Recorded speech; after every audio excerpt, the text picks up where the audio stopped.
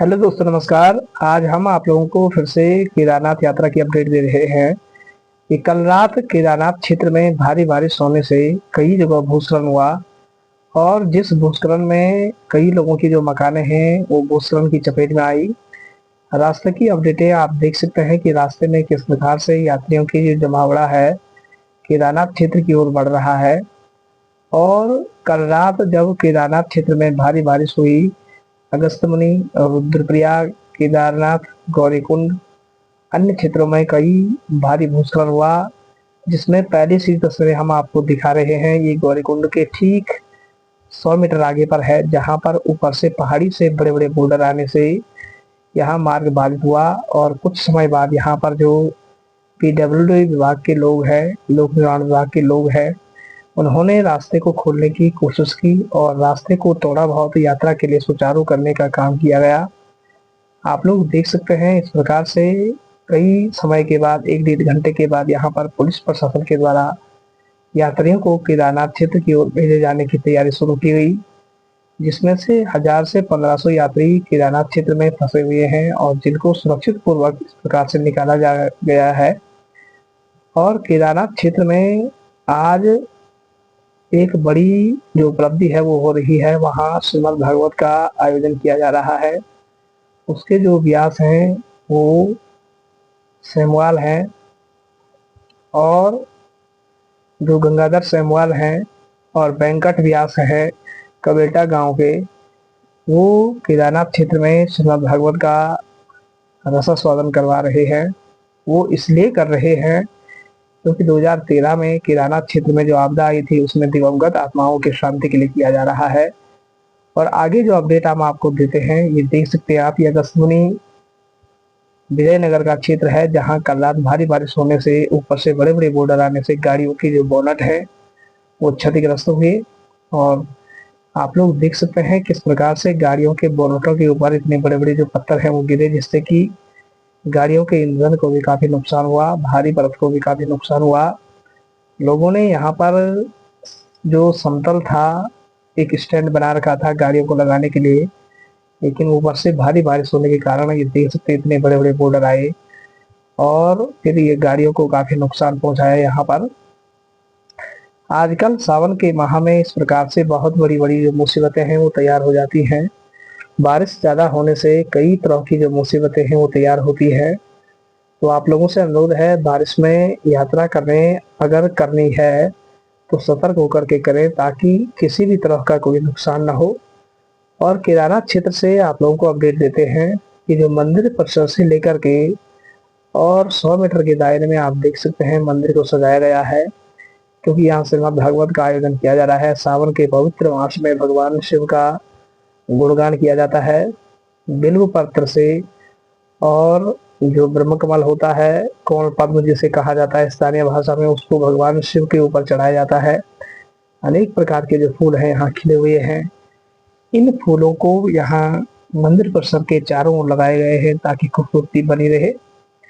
और इस प्रकार से आप लोग देख सकते हैं कि मंदिर परिसर के चारों ओर का जो नज़ारा है काफी दिलचस्प बना हुआ है।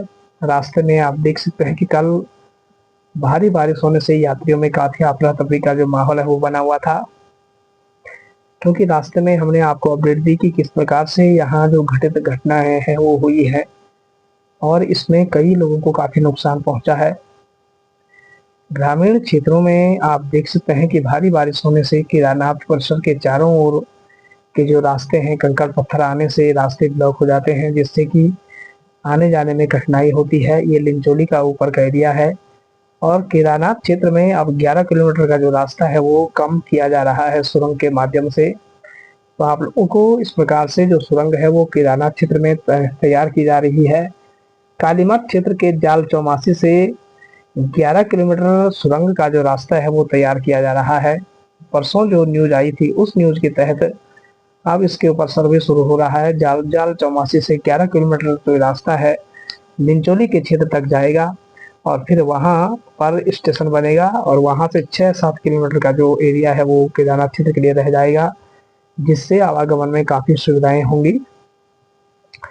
तो देखते हैं, इस सुरंग को बनने में कम से कम 4 से 5 साल का समय दिया गया है और इसके ऊपर सर्वे जारी है। तो रास्ते में आप देख सकते हैं जो झरने हैं, खूबसूरत झरने हैं, उन झरनों का जो पानी है वो कितना जबरदस्त आ रहा है। और केदारनाथ में आप देख सकते हैं जगह जगह टेंट लगे हैं, कैंप लगे हैं। सावन का महीना है, इस पवित्र मास में चारों ओर का जो नज़ारा है काफी दिलचस्प नज़ारा है। तो आप लोग भी अगर यात्रा पर आना चाहते हैं सावन के माह में तो आप लोग आ सकते हो, इसमें कोई भी दोहराई नहीं है। रास्ते में कई तरह की जो दिक्कतें हैं वो होती हैं, लेकिन धीरे धीरे करके एक एक दिक्कत को पार करके भगवान शिव के द्वार पर पहुंचना है। तो आज जो है केदारनाथ क्षेत्र से लेकर के रुद्रप्रयाग, अगस्त्यमुनि, ये जो एरिया है गंगोत्री क्षेत्र का एरिया है, जहाँ कल रात भारी बारिश होने से पूरी सड़क जो है धंस चुकी है और धीरे धीरे नीचे नदी का कटाव कर रहा है। और यहाँ जो मिट्टी है वो चिकनी और जो चूना पत्थर युक्त मिट्टी है वो मिट्टी है जिससे कि पानी की मात्रा मिलने से ये गैस बना देती है और बाहर की ओर धक्का बनाती है। धक्का मारने से पूरा सड़क जो है वो टूट चुका है इस प्रकार से। तो आप लोग देख सकते हैं आजकल बरसात होने से गंगोत्री क्षेत्र से लेकर केदारनाथ के क्षेत्रों में काफी भारी भूस्खलन हो रहा है।